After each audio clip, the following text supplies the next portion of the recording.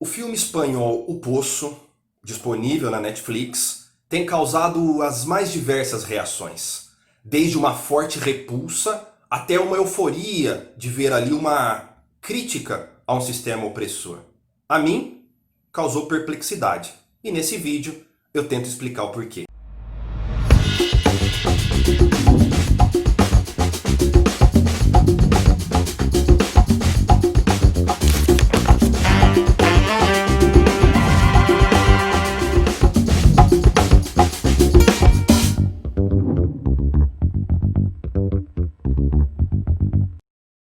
Bom, a primeira coisa que eu preciso falar é que essa análise contém spoiler. Então, é melhor primeiro você assistir ao filme propriamente, para depois assistir a esse meu vídeo. Muito bem. Ah, Antes propriamente de ressaltar as virtudes do filme O Poço, eu gostaria de fazer 3 observações opinativas. A primeira delas, o filme de fato não é tecnicamente primoroso, existem algumas falhas.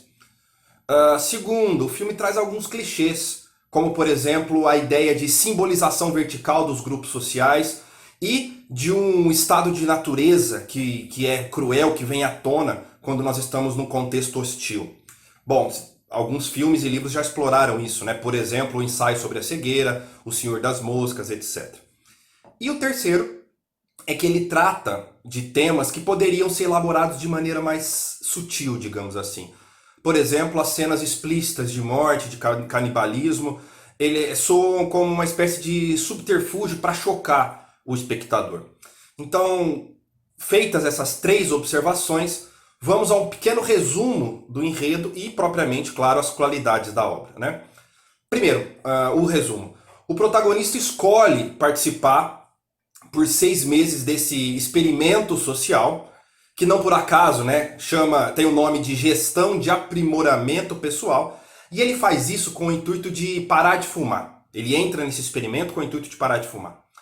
Mas vale ressaltar que ele não conhece as regras do funcionamento do poço, que basicamente é uma prisão vertical com 2 pessoas por cela. No centro destas celas, né, é uma prisão com vários andares, no centro tem um vão grande que desce uma plataforma com um banquete. A plataforma fica a poucos minutos em cada cela e os presos podem comer à vontade, sem, claro, guardar alimento para mais tarde. Acontece que se os andares de cima têm comida de sobra, conforme a plataforma vai descendo, os alimentos vão ficando mais escassos, a ponto de nos últimos andares o canibalismo ser frequente. Ainda vale ressaltar que a cada mês os presos são trocados aleatoriamente de patamar. Por exemplo, quem está hoje no patamar 5 tem fartura de alimentos, no mês seguinte pode estar no patamar 250 e está passando fome. Muito bem, cada participante tem o direito de levar um objeto para o poço, qualquer objeto. E o nosso protagonista leva um livro. E é claro, ele é ironizado por essa escolha, né? Quem, em sã consciência, traz um livro para o poço? Perguntou inclusive o primeiro colega de cela dele. Esse cara, que aliás tem um bordão, né? Óbvio, ele levou uma faca muito afiada. Talvez aí já se instaure a primeira dicotomia entre civilização, que seria representada pelo livro, e a barbárie, ou a sobrevivência, que seria representada pela faca. Mas os poucos instantes de prazer que esses 2 homens tiveram, se é que nós podemos colocar assim, esses poucos instantes foram na leitura da obra de Cervantes, né, que o protagonista levou. Isso me trouxe à mente uma frase de um filósofo do século XIX, Friedrich Nietzsche. Apenas a arte é capaz de transformar os horrores da existência em representações que nos torna possível a sobrevivência. Pode de certa maneira parecer exagero, mas se a gente pensar que mais pra frente no filme ele literalmente vai comer as páginas do livro para não morrer de fome, faz ainda mais sentido. Muito bem. O ponto que salta aos olhos do filme é que haveria comida para todos se cada um comesse apenas o necessário para o seu sustento. E aqui surge uma grande questão filosófica. O ser humano é egoísta por natureza ou a situação é que o deixa assim? Bom, defendendo o primeiro ponto de vista, nós temos vários pensadores ao longo da história, mas talvez o mais famoso seja Thomas Hobbes. Para o Hobbes, nós, homens, seres humanos, somos inimigos naturais uns dos outros. A nossa natureza é cruel, vingativa, ambiciosa, egoísta. Daí aquela famosa frase do Hobbes, o homem é o lobo do próprio homem. Para conter o ímpeto destrutivo dos seres humanos, Hobbes diz que só tem uma maneira, que é um Estado autoritário, que ele chamou de Leviatã. Depois de presenciar por alguns tempos os horrores do poço, o nosso protagonista, contrariando a mulher que tentava racionar comida para os presos de baixo, ele diz: não existe solidariedade espontânea. Bom, para defender o segundo ponto de vista, também existem vários pensadores e eu trago Karl Marx. Para o Marx não existe uma natureza humana fixa, previamente estabelecida. Ao contrário, o modo do homem pensar, sentir, agir, fazer política, fazer arte está condicionado ao modo de produção no qual ele está inserido. Ou seja, se nós estamos no sistema capitalista que classifica a competição entre os homens como mola propulsora do progresso, os homens vão agir, pensar, fazer política de acordo com os preceitos desse modo de produção. Marx responderia mais ou menos assim para o Hobbes: nós não somos egoístas por natureza. Há uma ideologia que nos faz acreditar nisso. Ou seja, um conjunto de pressupostos que tenta universalizar as ideias da classe dominante, que tenta camuflar as desigualdades sociais, suprimindo a nossa capacidade de combater esse sistema opressor. Muito bem, mas não é só assim. Existem frestas, existem possibilidades, né? E essas frestas, a gente pode dizer que o Marx chamou de consciência de classe. É nessas frestas, ou nesta fresta, que o nosso herói, o nosso protagonista, tenta se embrenhar de alguma maneira. Quando ele resolve corromper o sistema, talvez ele ainda não estivesse preparado para isso. Primeiro, ele sabe que ele não pode fazer isso sozinho, né? Por isso, ele convoca o seu amigo de cela para fazer essa, entre aspas, essa revolução, né? Depois que eles recebem o conselho de um sábio, que possivelmente, na minha interpretação, é uma espécie de introjeção da consciência de classe, as coisas começam a fluir para os dois.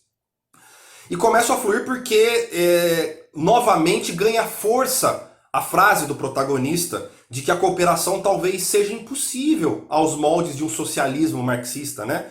Ou seja, não existe cooperação de fato que seja genuína, não existe cooperação sem, entre aspas, forçarmos a barra, né? Ou seja, não existe uma espécie de socialismo antigo que funcione no poço.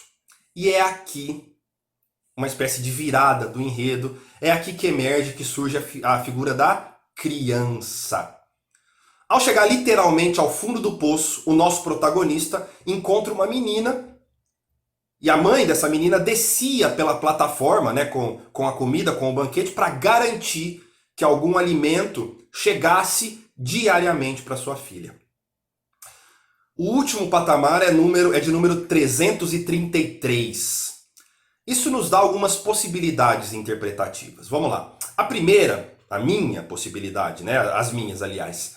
A primeira é que, como em cada patamar existem 2 presos, a soma de presos daria 666. Isto é, a besta seria o conjunto de homens, de seres humanos, nessa situação de horror.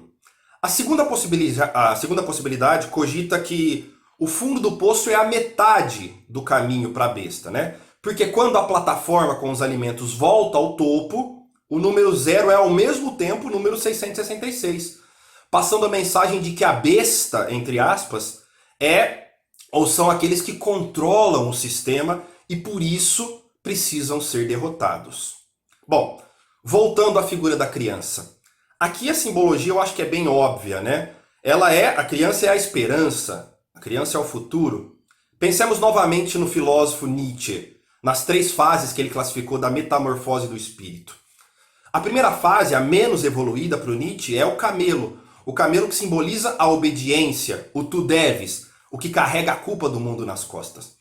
A segunda fase do espírito, ele usa a metáfora do leão. O leão é a força, a altivez, é o eu quero.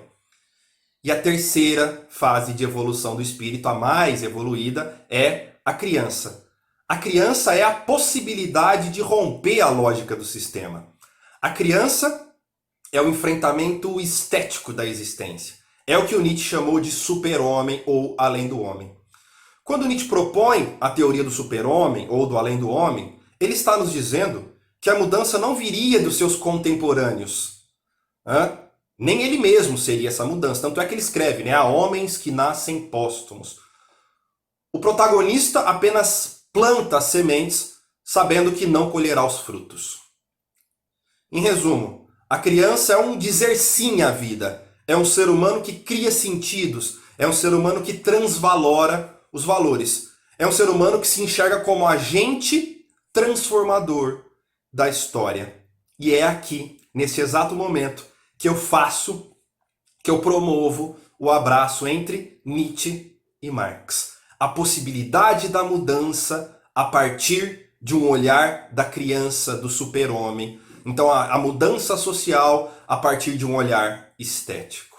Claro, evidente, que tudo que eu disse aqui sobre conflitos, sobre superação, talvez nem não tenha passado de delírios do nosso herói protagonista. Talvez ele simplesmente tenha idealizado as situações até morrer no final, seguindo o exemplo de Don Quixote, que trava batalhas contra moinhos de vento. Talvez. Essa é uma das inúmeras possibilidades interpretativas do filme. Eu espero que as minhas análises, os meus apontamentos tenham sido úteis para vocês ampliarem as suas interpretações sobre o filme e também, claro, que vocês façam as suas próprias interpretações. Se vocês gostaram desta análise, curta, compartilhe, mostre para os amigos o canal, que isso contribui muito para que eu continue o meu trabalho. Um grande abraço e até a próxima.